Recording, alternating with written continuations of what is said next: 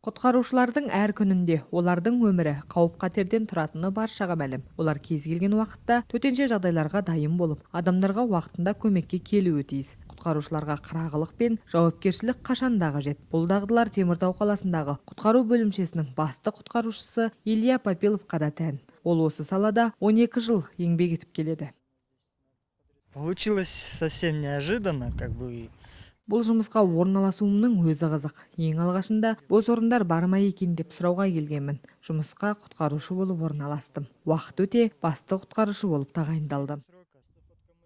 Құтқарушы қызметінің мамандары күн сайын адамды құтқаруға және төтенше жағдайларды жоюға көп шығады. Оның жартысынан көбі өрттер болып табылады. Төтенше жағдай туындаған сәттерде басқа жанның өмірін ажалдан арашалау үшін өз өмірін қиған жандардың құрметіне осыдан 10 жыл бұрын аталмыш мереке елімізде ресми түрде бекітілді. Мои коллеги все сохранили. Менің әріптестерімнің барлығы өз міндеттерін абыройлы атқаруда. Қуанышымызға орай, біздің құрамда жеке құрамнан құтқару кезінде қаза болғандар жоқ. Олар өз қызметтерін жақсы білетін білікті мамандар.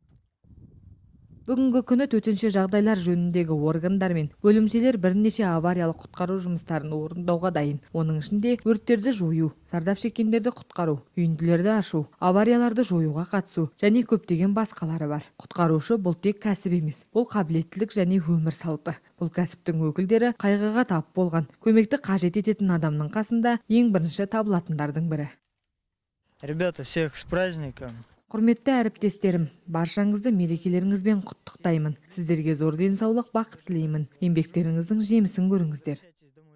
Біздің елімізде құтқарушы мамандығына сұраныс көп. Құтқарушылар бұл адам баласына су тасқыны, табиғи апаттарда, өрттерде алғашқы боп көмек қолын созатын, тіпті қажет жағдайда медициналық көмек көрсететін азаматтық қорғаудың қызметкерлері. Бұл қайсар мамандар қиын кезде адам өмірін сақтап қалуға барларын салады.